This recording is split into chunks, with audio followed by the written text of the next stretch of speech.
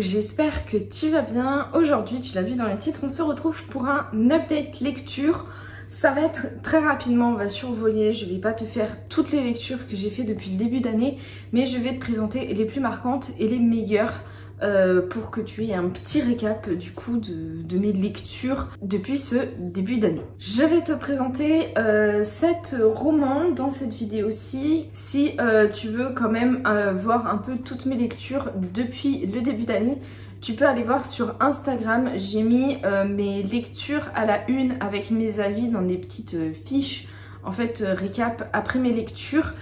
Donc si tu veux voir vraiment toutes les lectures que j'ai faites depuis le début d'année, eh bien va voir sur Instagram. Donc la première lecture que je vais te présenter, c'est ce roman-ci, Le Dernier des Siens de Sybille Grimbert, ici aux éditions J'ai lu, et la version brochée, je ne sais plus dans quelle maison d'édition elle a été publié, mais en tout cas il est sorti en poche.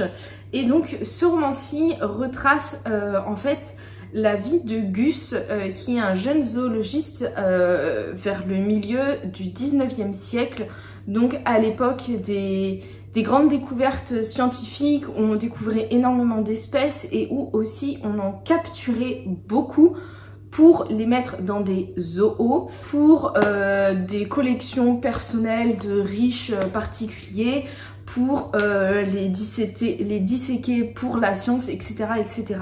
Et donc c'était à cette époque-là que on aimait découvrir beaucoup de nouvelles espèces, après Darwin, etc. Et donc là, on suit Gus, qui est donc un jeune zoologiste qui découvre un peu ce métier-là, un peu ce monde-ci. Et donc lui, son sujet d'étude, c'est les grands pingouins qui vivent dans les Orcades, en Islande, etc., aux îles Féroé. Le récit commence par une capture et un massacre d'une colonie de grands pingouins. Et un pingouin est survivant et Gus l'adopte, Gus le sauve, et il se retrouve à se lier à ce grand pingouin qui est potentiellement le dernier des siens, puisque cette espèce-ci a disparu, elle n'existe plus aujourd'hui et elle a été détruite par l'homme, et c'est une des espèces les plus représentatives de cet impact de l'homme sur l'environnement naturel. Et ce roman est extrêmement touchant et très très beau. J'ai été très touchée par cette histoire parce que en fait ça décrit le destin de tellement d'espèces sur la planète, et c'est très touchant, c'est très bien écrit.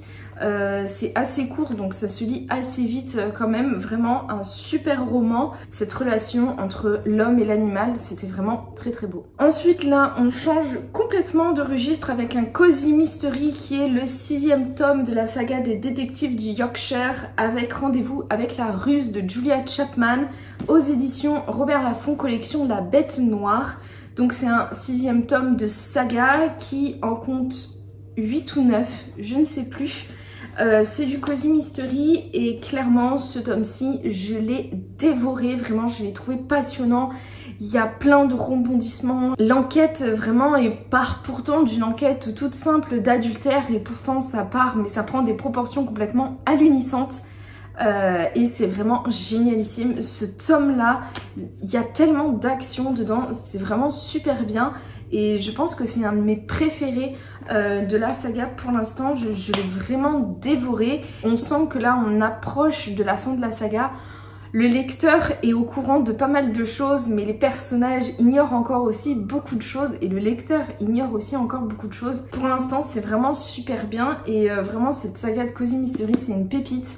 La relation entre Delilah et Samson est vraiment super bien, donc moi je la recommande vraiment à fond, elle est géniale. Ensuite j'ai terminé une saga, et quelle saga, puisque j'ai terminé Dune avec le tome 6, La Maison des Mers de Frank Herbert aux éditions Robert Laffont, collection Ailleurs et Demain. Et comme je suis triste d'avoir fini cette saga, et en même temps je suis vraiment heureuse de l'avoir lue, de l'avoir découverte et de l'avoir lue jusqu'à la fin. Ce tome-ci a été vraiment hyper intéressant, je trouve, par les aspects politiques, géopolitiques, la place de l'éducation dans une société, la place du régime politique aussi, l'influence du régime politique, de l'éducation et comment le pouvoir est exercé. C'était hyper intéressant là-dessus, et vraiment d'actualité pour le coup. En plus, on a un peu le fin mot de cette histoire. On a encore plein de choses en suspens et je pense que c'est typiquement le genre de saga qu'il faut lire jusqu'au bout et après relire du début en ayant tous les éléments pour mieux l'appréhender, pour mieux comprendre tous les enjeux qu'il y a dans le roman et pour comprendre tout ce que sous-entendent aussi les personnages à plein de passages, à plein de moments, pour vraiment saisir toutes les nuances de cette saga. Je pense que de toute façon, je la relirai parce que c'était passionnant, c'est un univers que j'adore. Vraiment, Dune, c'est une saga de science-fiction mythique, légendaire et vraiment, elle mérite sa réputation parce qu'elle est vraiment génialissime. C'est vrai qu'il y a une complexité de compréhension qui est assez élevée. Frank Herbert a une plume quand même assez dense, assez riche, avec beaucoup d'idées. Donc c'est pas à la portée d'un lecteur débutant, je dirais, ni même à un lecteur débutant en SF, mais aguerri sur d'autres domaines, puisque c'est une lecture qui est assez exigeante, qui prend beaucoup de temps.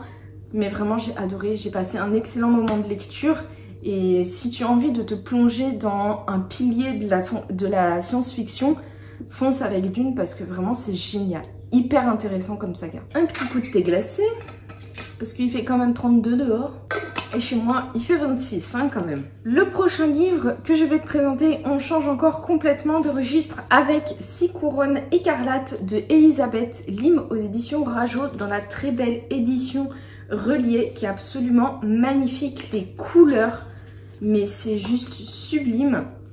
Clairement, là, c'est, je trouve, un des plus beaux livres que j'ai dans ma bibliothèque, juste pour le bonheur, en fait, de voir ces couleurs, de voir cette couverture. Je trouve ça absolument magnifique.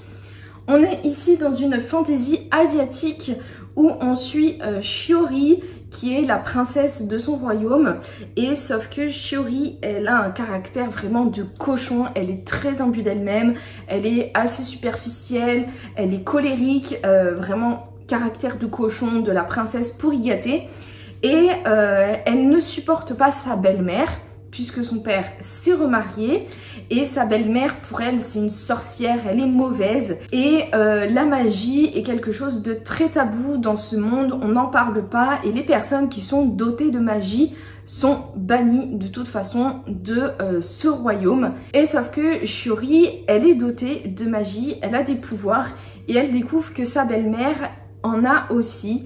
Et sa belle-mère, pour se venger, lui jette un sort, elle ne peut plus parler, car si elle ne prononce ne serait-ce qu'une seule syllabe, un de ses 6 frères qui ont été transformés en grue va mourir. Elle se retrouve du coup à errer, à essayer de trouver une solution à sa position, et c'est vraiment très bien. On est plongé vraiment dans toute l'ambiance de la Chine impériale, mais aussi de la Chine beaucoup plus traditionnelle, beaucoup plus rurale à certains passages.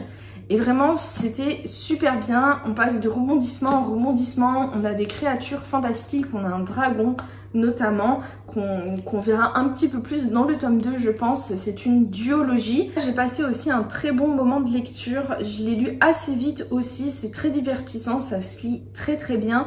Et l'évolution de Shiori est aussi super bien.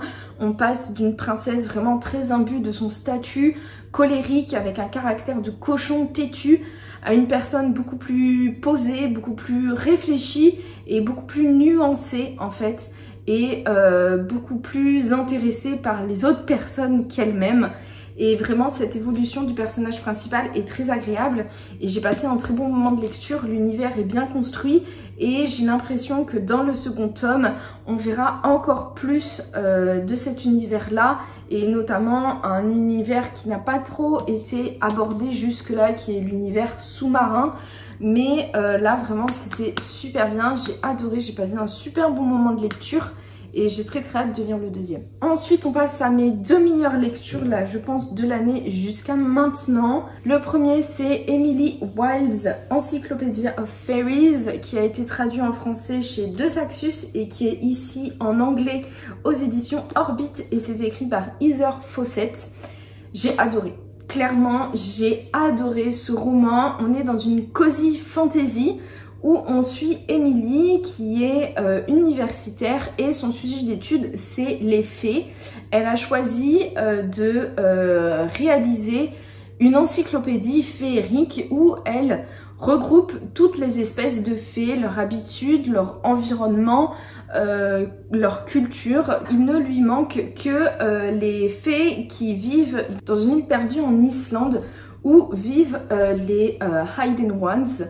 Je sais pas, les recluses, je crois qu'en français ça va être traduit par les recluses.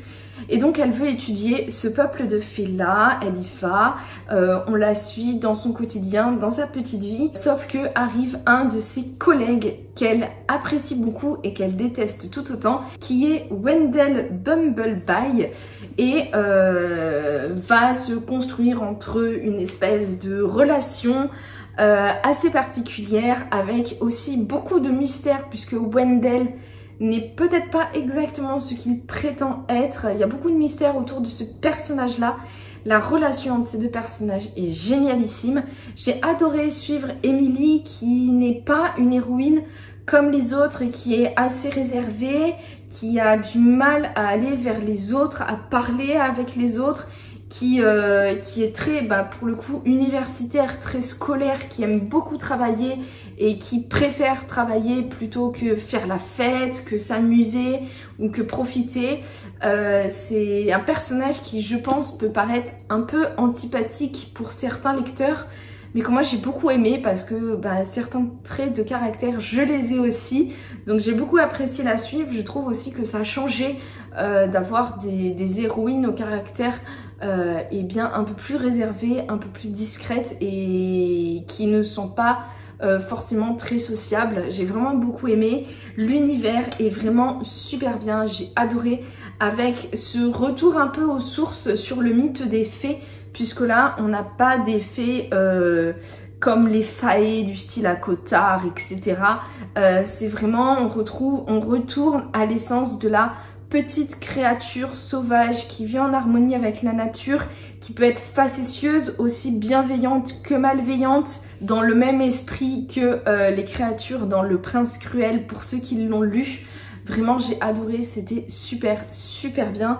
Même si c'est de la cozy fantasy, vraiment toute l'ambiance est très cozy fantasy, on se sent bien, c'est douillet, c'est chaleureux, et en même temps, tout le récit est vraiment ponctué d'action, donc on ne s'ennuie vraiment jamais. J'ai adoré, clairement, j'ai adoré ce roman-ci. Il faut absolument que j'achète la suite et que je la lise. Je pensais, au vu de la couverture, que ce serait une lecture très appropriée pour le printemps, et au final, j'aurais dû la lire en automne.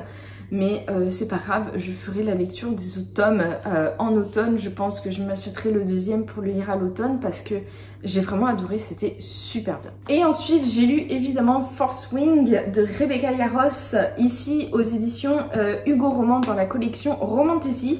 Alors tous les petits stickers, c'est parce que je l'ai lu en lecture commune et que donc il fallait respecter les dates.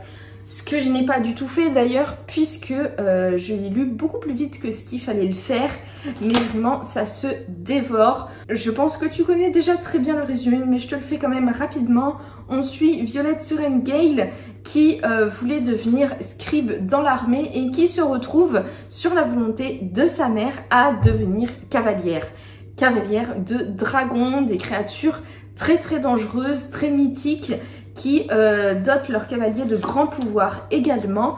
Et sauf que l'université, enfin l'école de guerre pour devenir cavalière, et c'est pas une école comme les autres. On risque sa vie vraiment littéralement chaque jour. On se bat avec les autres élèves, on les empoisonne, il y a même des assassinats. Donc c'est une école de guerre vraiment très violente. Autant dans celle-ci, on était dans une fantasy cosy assez lumineuse.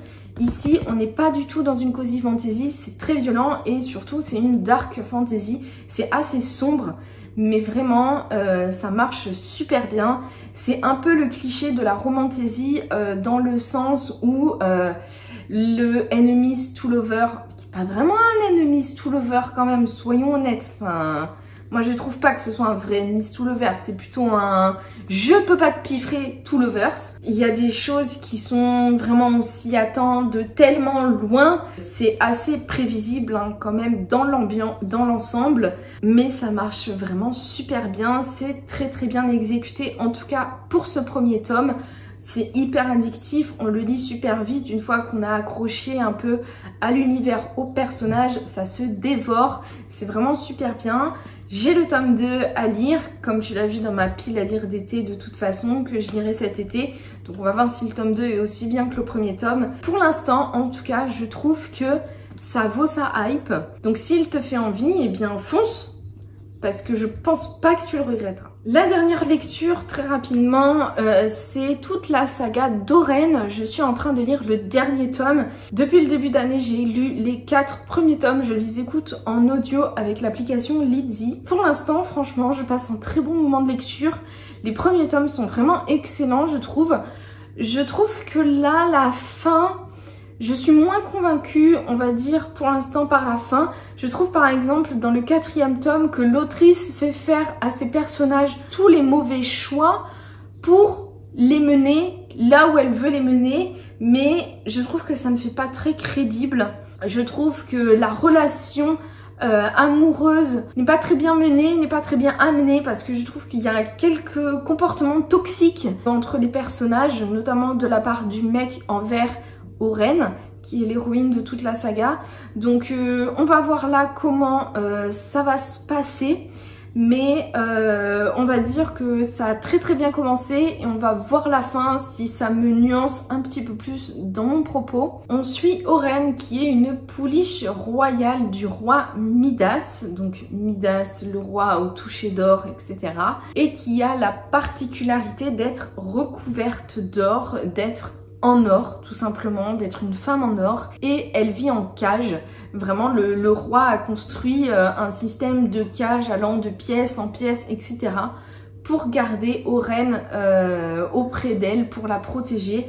Et Oren, dans le premier tome, elle vit par rapport à ça. Évidemment, il va y avoir des éléments déclencheurs qui vont faire qu'elle va devoir sortir de cette cage, et là, va s'en suivre plein de péripéties, plein d'événements. L'évolution d'Oren est hyper intéressante, c'est un personnage qui évolue beaucoup et qui a une psychologie vraiment d'autant plus dans les premiers tomes hyper intéressante, qui a une évolution hyper intéressante.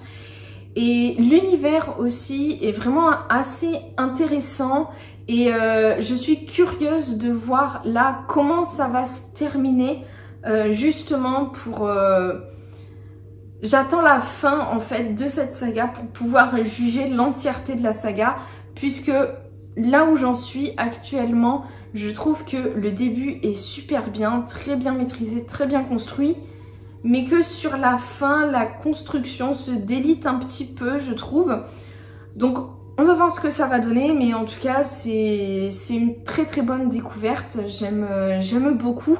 Donc je suis très contente d'avoir découvert cette saga et je t'en dirai plus quand j'aurai terminé le dernier tome. Voici pour cette vidéo, j'espère vraiment qu'elle t'aura plu et voilà mon petit récapitulatif de mes lectures les plus marquantes. J'espère que la vidéo t'aura plu et n'hésite pas à dire dans les commentaires quelles ont été tes meilleures lectures toi aussi depuis le début d'année, qu'on se fasse un petit récapitulatif. En attendant, je te souhaite de très bonnes lectures et à très bientôt.